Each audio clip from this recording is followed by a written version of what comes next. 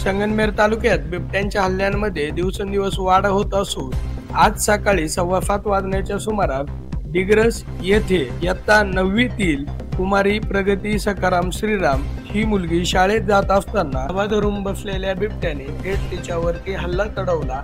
यामध्ये तिच्या मानेला गंभीर दुखापत झालेली असून तिला संगमनेर शहरातील कुटे हॉस्पिटल येथे ऍडमिट करण्यात आले। त्यानंतर डॉक्टरांनी तिच्यावरती उपचार केल्यामुळे तिची प्रकृती सध्या स्थिर आहे।